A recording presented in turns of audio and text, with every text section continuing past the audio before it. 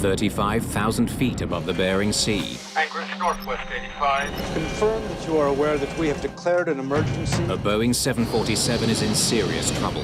Can't do that. There's too much traffic. We're calling this a red emergency. Red emergency is preparing for the worst. The crew can barely control the plane.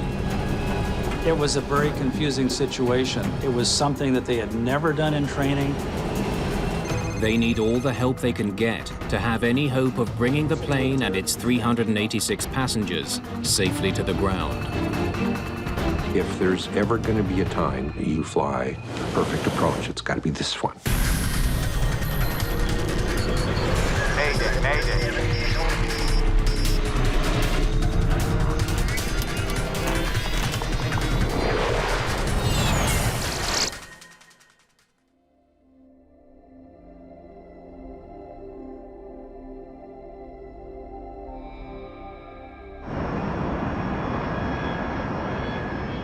Northwest Airlines Flight 85 is making its way over the Bering Sea.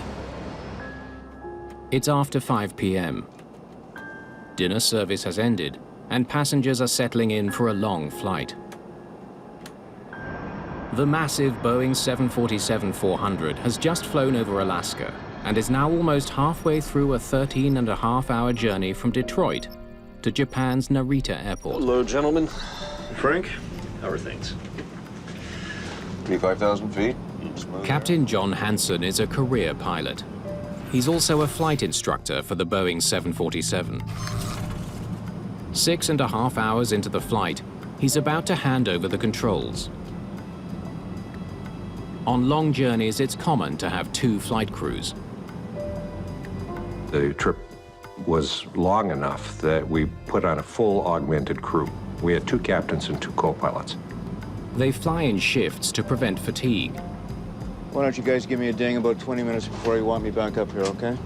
Mike Fagan, a Vietnam vet with 25 years flying experience, is the fresh first officer. Everything was normal, and we didn't expect to have any problems. We've flown this flight many, many times. Frank, I'm taking the lasagna. You get option B. Does option B include starving? He is joined by Captain Frank Guibe, who has over 11,000 hours of flying under his belt. Pilots refer to this aircraft as the Queen of the Skies. It's equipped with a private cabin for the flight crew. Here, Captain Hansen and his first officer, David Smith, will have a 5-hour rest break before returning to the flight deck. Dave Smith had worked with me, and we were going to read for a while, perhaps nap in the bunk, and wake up for descent to Tokyo.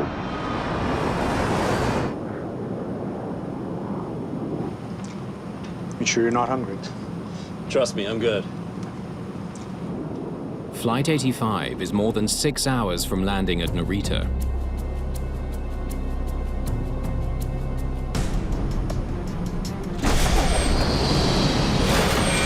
The aircraft took a dramatic roll to the left. It went from 35 through 40 degrees of bank. For no apparent reason, the pilots have lost control of their plane.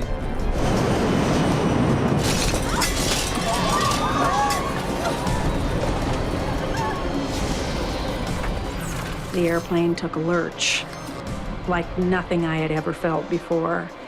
And I kind of had to catch myself. It was a very sudden yawing movement. It's the type of thing you only feel in a simulator when they're doing extreme things.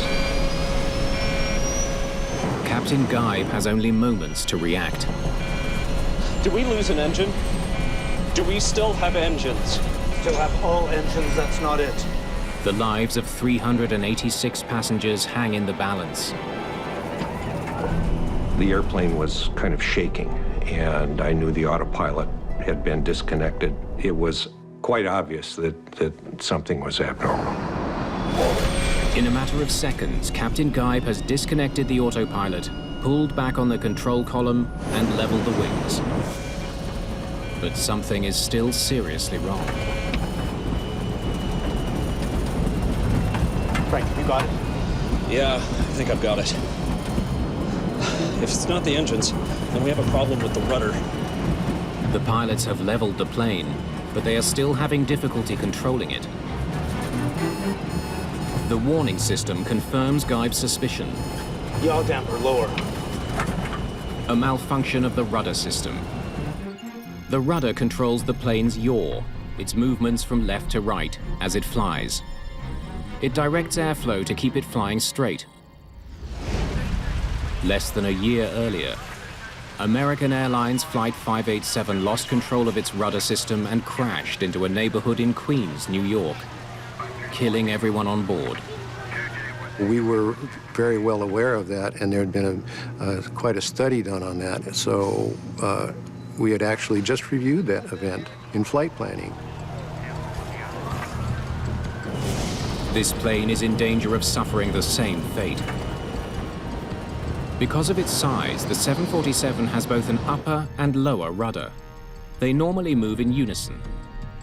For some unknown reason, the lower rudder has deflected 17 degrees to the left, and it's stuck there. The captain tries to keep the plane flying level and straight. He uses foot pedals to control the upper rudder, and the control column to move the ailerons. But he knows it's a stopgap measure that may not work for long. I've got the airplane and the radios. You get the comm and see if there's a procedure for this. The COM, or Cockpit Operating Manual, provides a list of procedures for emergency situations. It says not to remove any pressure from the hydraulics, that's all. That's not very helpful. Is there anything else? Are any other systems failing?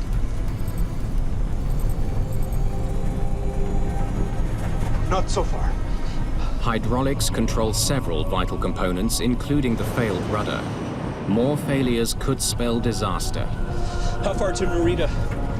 About 6 hours. Flying that far without full control of the plane is a huge risk. P3, get them back. When you're in the bunk, you're used to hearing the P3 only at times when it's time for a shift change. When you hear it at an odd time, it means come back, because something out of the ordinary has happened. Anchorage is 2 hours behind us. Call them and declare an emergency.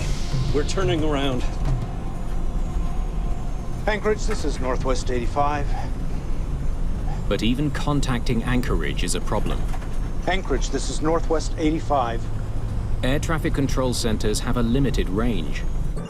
In the middle of the sea between the two continents, the plane is in a dead zone. No one in Anchorage knows they're in trouble. In the cabin, passengers don't know the scale of the problem. Many passengers assume it was only turbulence that caused the sudden jolt. See if you can reach 19. The pilots attempt to contact another flight that's closer to Alaska, Northwest 19, this is Northwest 85. but the signal is weak. Northwest 19, this is Northwest 85. This is Northwest 19. Go ahead. We have an emergency on board. Can you relay to Anchorage? Roger. Stand by. Okay, let's turn this around. The plane goes into a very wide right turn.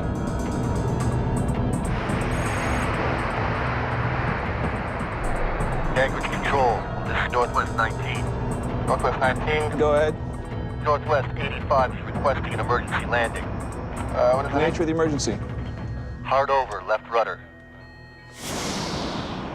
The rudder is crucial for turning the plane around. Without it, the captain is forced to improvise. We had no idea what the problem was. So Frank was very cautious on using the rudder, which means that he had to use full aileron to control the aircraft. But in the meantime, the aircraft is in a slip. And a slip is when the aircraft is not in a coordinated turn. The tail is off in one direction, the nose point in the other direction. In other words, it's a slip that goes like this. Like a race car driver skidding through a turn, Captain Guybe is close to losing control. Let's move it. What's happening? We've declared an emergency, and we're headed back to Anchorage. Indications? Lower rudder is hard over 17 degrees to the left. We don't know why, and it's not responding. We don't know what else is wrong yet. It took both hands to fly the airplane. We didn't know at that point whether the rudder was coming apart. All we knew was it was definitely a rudder problem. This has never happened before. The pilots haven't been trained for this malfunction. There's no procedure in the comm. And the manual is of no use. Well, we're gonna have to make one up. 35,000 feet over the Bering Sea, and an hour and 40 minutes away from the nearest airport, the pilots of this massive 747 are in uncharted territory.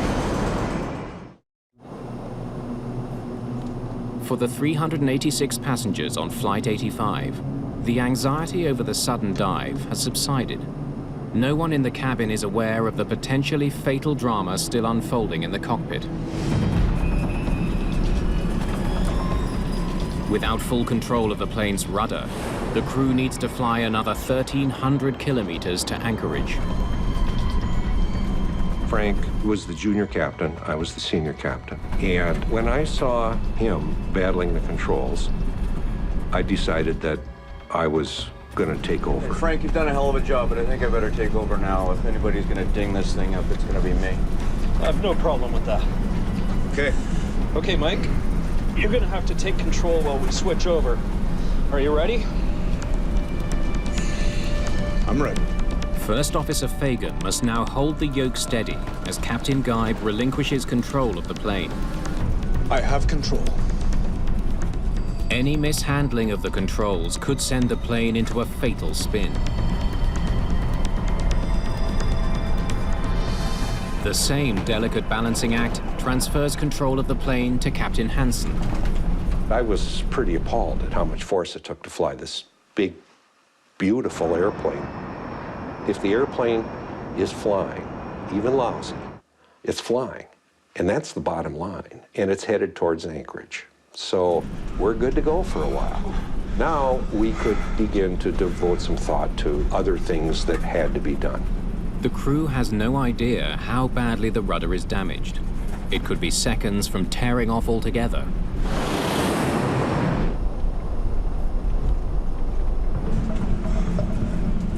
I can't tell whether the damn rudder's trying to leave the airplane. What do we tell the cabin? We decided the passengers really should know, so we wanted a liaison with the cabin, and Frank offered to do that. I'll go back and tell them. The more they know, the better. I agree. I think we should tell them exactly what's going on.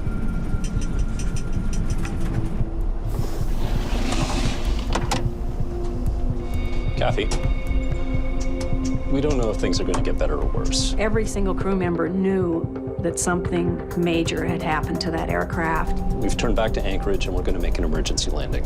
The captain didn't try to hide anything, didn't try to pull any punches. He just flat out said how things were and that it could possibly be a very rough landing. Kathy, we're calling this one a red emergency. Red emergency is, of course, preparing for the worst. There may be a crash landing, there may be damage to the aircraft, there may be injury and or death to passengers and or yourself. Hello, ladies and gentlemen. I'm Captain Frank Geib. We are dealing with a malfunction at the moment, and our crew is dealing with the situation as best we can. We need everybody to remain calm. And please, give your flight attendants your complete attention. I cannot stress how important your complete cooperation will be in order for us to make it to the ground safely. The passengers, for the most part, were fairly calm. I promise I'll update you with any new information as it becomes available. Thank you very much for your attention, and I'll talk to you later. After a few minutes, you could hear some people crying a little bit. You could see people looking around. You could see fear.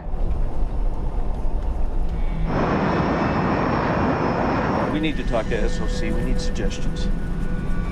We can reach them on HF. The Systems Operations Center in Minnesota may be able to help.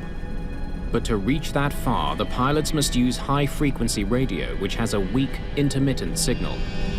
HF radio is like when you were a kid and your best friend lived next door and you talked to him between your bedrooms with 2 Campbell soup cans with a string between them. About that level of sound quality, it's just awful. And ask them to wake up John Doherty for us. I was at home the night of the call, just relaxing after a day in the office, enjoying a movie, but I was on call. And those pagers would go off, and sure enough, it did. John Doherty has worked with Captain Hansen for several years. I knew John very well, so I had a face, a person, a pilot I knew very well in my mind's eye. I knew John Doherty had a better knowledge of the 747-400 than anybody at Northwest. But Captain Hansen has no idea when his friend's help might arrive. And keeping the huge aircraft flying level at 35,000 feet is becoming increasingly difficult. The control wheel was shaking because the whole airplane was shaking. He decides to descend to a lower altitude, where denser air will provide more lift. You ready to do this? All set. But with a crippled plane, this normally routine procedure will be another risky maneuver. Okay. Let's go. You want to do it very carefully. So they're handling the controls under this really unusual circumstance as carefully and gently and as delicately as they can. How's it feel? About the same, not great. We had to be very careful how we flew this airplane. The tail might be coming apart. The rudder might be just barely hanging on, or it could be a hydraulic problem. 28,000. They make it down to 28,000 feet without further incident. I think I got this here. Okay. But the force required to fly the damaged aircraft has taken its toll on the captain. John. Yeah, my leg's starting to cramp up. I'm having a tough time holding this together. The physical effort that was required was considerable. We were pushing so hard with our leg on that rudder pedal that we could only do it for about 10 minutes. You're gonna have to take it. Are you ready? I'm ready. All right. Nice and easy.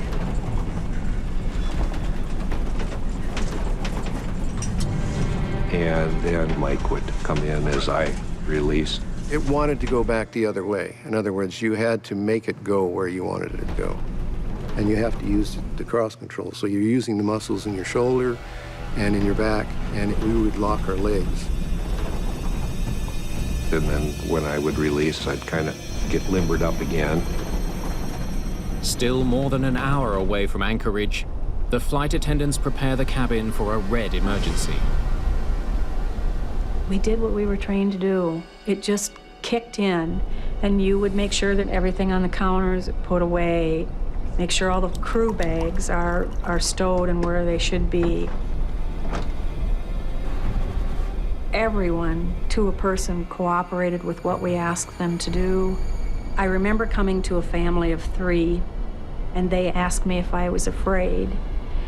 And I hate to admit it, but I did briefly consider lying. But then I decided that wasn't what I should do. Yeah, I'm afraid too. But we have the best pilots. Flight 85, we have John Doherty on the line. Operations has finally been able to connect the pilots with John Doherty. John, have you been briefed on this? You know what's happening up here? Yes. I understand you have a control problem? ICAS is showing we have a hard over lower rudder. They were facing really a very confusing situation. They knew they were confronted with something unique. It was something that they had never done in training, something they had never seen in training, nothing we'd ever talked about in ground schools. Tom is not telling us much. We're an hour out of Anchorage. What do you think? Well, don't remove any power from the hydraulics. But other than that... And I knew from listening to John that what we had in the books wasn't going to be a help to him. There are going to be some circumstances where a pilot is going to have to figure out what to do on his or her own. 30 minutes pass before Northwest 85 is in range to talk to the Anchorage Control Center directly. Northwest 85, we have you on the radar. Anchorage, Northwest 85, confirm That you are aware that we have declared an emergency. that you have emergency equipment standing by. We will request runway. The plane must fly over the Aleutian Mountain Range to reach Anchorage International Airport. The airport itself is also surrounded by mountains. We said, okay, 6 right is the runway we want because it'll give us a 20-mile final, and it's a great runway with an ILS approach, and it's long. Okay, 6 right it is. Let's make sure we get it right the first time. As far as the missed approach is concerned, we're not going to do one. We're just going to do it right the first time. We're going to put it right on the spot. There is no margin for error. The pilots know they have only one shot. What do you think, Mike? Maybe we should start configuring for landing early. Lower our altitude. They're still 40 minutes away from Anchorage, but the pilots decide to configure for a landing. They want to see how it will affect their crippled plane. If something goes wrong, this may give them more room to recover. Okay, we can take it over Cook Inlet, lower to 14,000, and then see what happens. 14,000 feet is a real nice intermediate altitude. It's good, thick air, and it's high enough yet that if something got worse and control deteriorated, you'd have room for a recovery.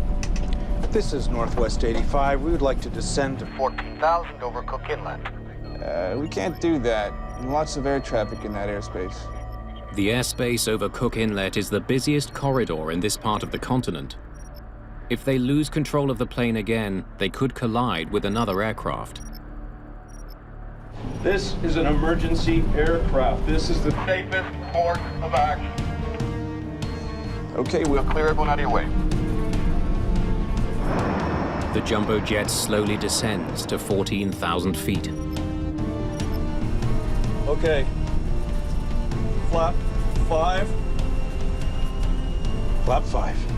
As he adds flaps, Captain Hansen can only hope the plane maintains stable flight.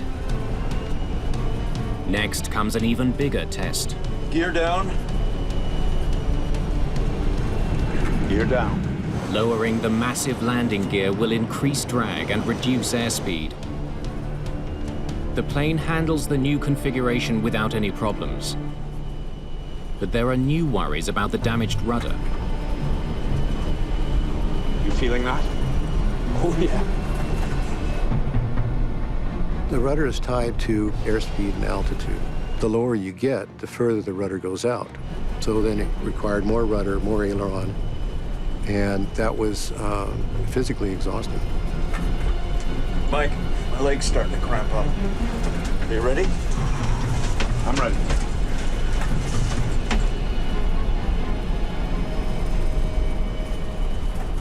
John Doherty is still on the line to the crew. He offers a suggestion. Have you considered adding 20 knots to your approach speed.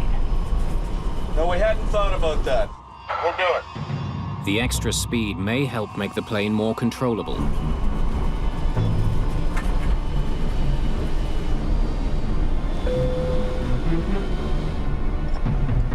Hello, ladies and gentlemen. We're in for a bit of a rough landing. When we touch down, there's going to be quite a jolt. We'll tell you when to brace for impact. As Northwest Airlines Flight 85 approaches Anchorage, the pilots and Doherty continue planning for an uncertain landing ahead.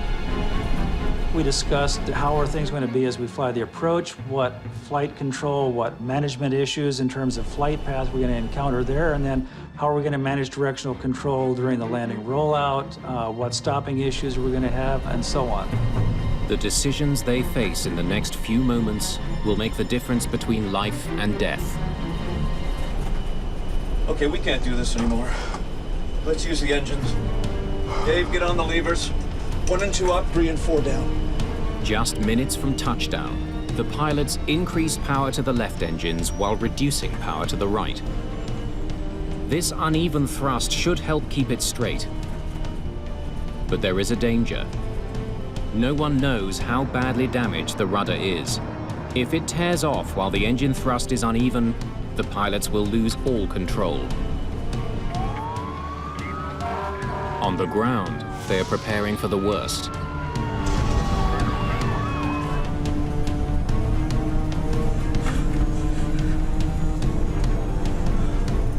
Give $1,000 for a rearview mirror right now.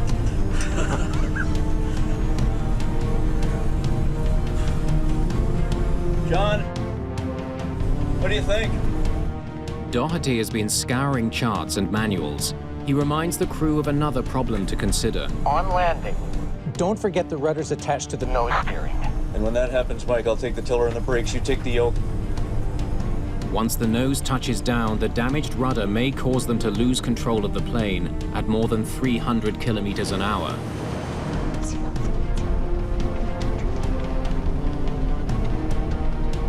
I flew the approach all the way down, and I thought, if there's ever going to be a time that you fly a perfect approach, it's got to be this one.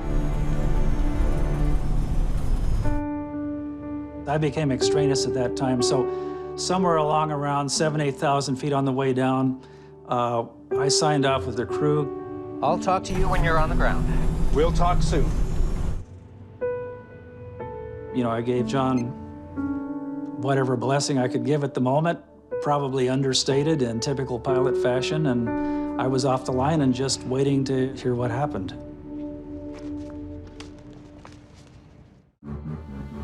Between the frigid waters of Cook Inlet and the towering Alaskan mountains, Anchorage International Airport awaits the arrival of a stricken 747. 85. Northwest 85, we have you on our radar.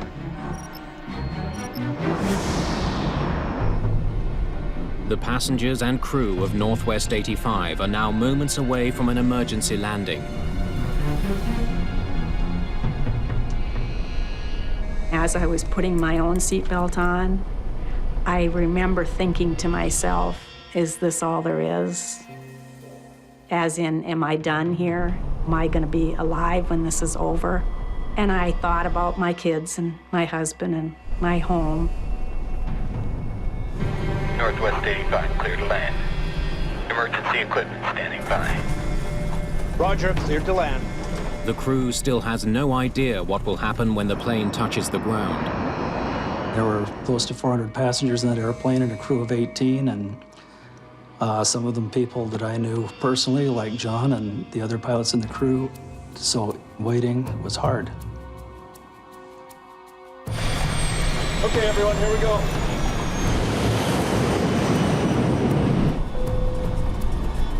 Touchdown in 5. Prepare for impact. Brake! Brake! Brake!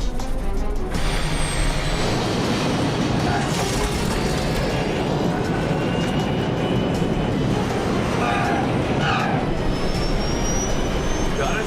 I got it. As planned, on touchdown, First Officer Fagan takes the control column. Captain Hansen guides the front wheels with the tiller. The timing is critical. One false step, and the plane could shoot off the runway.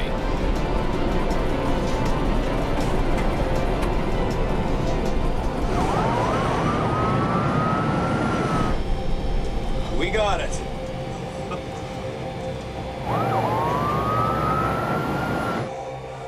Good job, Mike. Good job, guys. So what do we do for encore? Not that. Everyone in the cockpit was finally able to exhale, and we just went.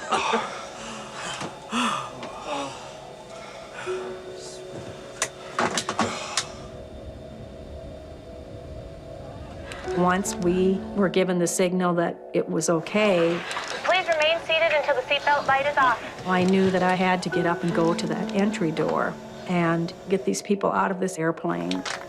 We did what we were trained to do. We did a great job. Controllers can see what the pilots can't. That's quite the rudder you got there. Must have been a hell of a ride. Oh, yeah, it was a real joyride.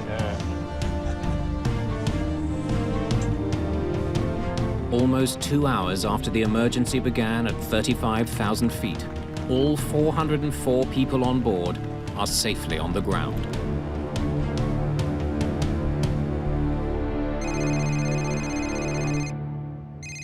Well, when I heard the crew was safe, of course, it was an incredible sense of relief. These guys had been tested, and they'd done a fabulous job. So, you know, it was really joyful. I mean, a sense of grace, accomplishment, joy, satisfaction. It was all good. The pilots have narrowly avoided a fatal crash. But what caused them to lose control in the first place is a question that desperately needs to be answered. Northwest is just one of many airlines flying the 747-400 every day. Thousands of passengers around the world now face a potential risk. Carolyn DeForge of the NTSB will oversee the investigation. It appeared to be a very dramatic event, and it definitely seemed like something we needed to follow up on and try and understand what had happened. Investigators immediately discover a trail of hydraulic fluid leaking from the back of the plane. It was very surprising to us when we found out what type of failure had occurred and that the effects it had had on the aircraft's controllability. The pilot's foot pedals are linked to the rudder through a hydraulic power control module, or PCM. When the pilot presses on the pedals, the PCM changes the hydraulic pressure, and that's what moves the rudder. They opened up the access panels in the tail, and they noticed that the end cap on the control module had separated. The end cap is a circular piece about 2.5 inches in diameter, and it had completely fractured all of the way around its diameter and had then fallen off. With the PCM broken, the pilots had no way to control the lower rudder. The failure of this one piece of engineering nearly brought down the entire plane. The power control module is shipped to the NTSB headquarters in Washington. Close examination reveals exactly how the failed part caused the rudder to jam. When the end cap came off, it allowed a piston inside the module to move further than its design limit was intended, and that is what resulted in the rudder hardover. But why the module's end cap failed in the first place is still a mystery. It was certainly something that was not anticipated by the designers, and when we examined the hardware, it was definitely beyond the scope of what you normally encounter as an engineer when you're doing a failure investigation. Normally you see something that's an internal failure, not an actual mechanical failure of the housing itself. Sylvie Dion is a metallurgist specializing in airplane components. The manifold material was an aluminum alloy, which means that it's actually aluminum metal that's mixed in with a bit of copper, with magnesium, with zinc. And the purpose of adding these other elements is to make it stronger. The aluminium alloy used to make this part is extremely resilient. It should never break apart like this.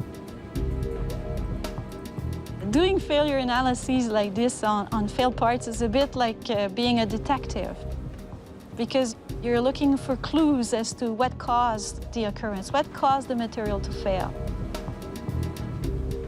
The size and shape of the crack tells investigators that the module wore out over time, what's called metal fatigue. However, this is almost impossible for them to believe. A Boeing 747-400 is built for long hauls, 12 to 15-hour flights, and its parts are built to last decades. My understanding was the mean time before failure for this item was something like 30,000 years, which is basically saying, well, we don't think this part was ever going to fail. The 747-400 is in high demand. More of these massive planes are being manufactured every year, with the same control module that failed on Flight 85. If this crucial system is wearing out prematurely, investigators need to figure out why, before it leads to a fatal disaster. The fact that this had a purely fatigue failure with no apparent origin to it such as a deficiency or a defect, made us question the material properties of the housing itself. Investigators send the unit back to the manufacturer for extensive metallurgical testing. Metals are made up of little crystals, which metallurgists call grains.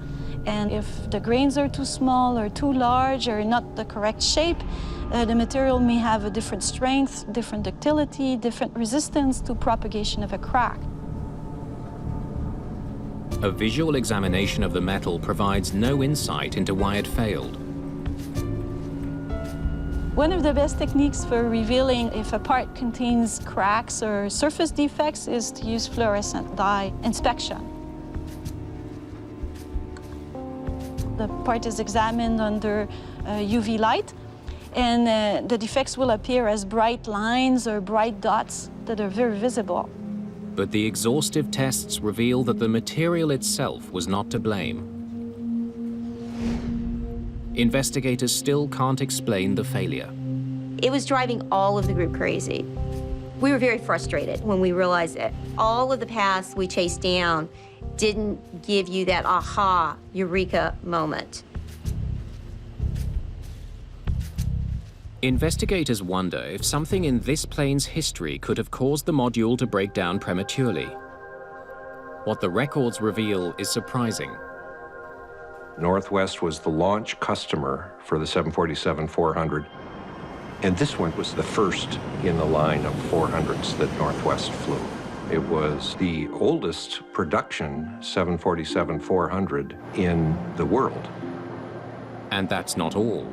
Records also show that this very 747-400 was used as a test plane before it was even sold to the airline. Could rigorous testing have somehow led to the failure of the power control module? The plane had flown for 55,000 hours and taken off more than 7,000 times. That's more takeoffs and landings than most 747s with that number of hours in the air.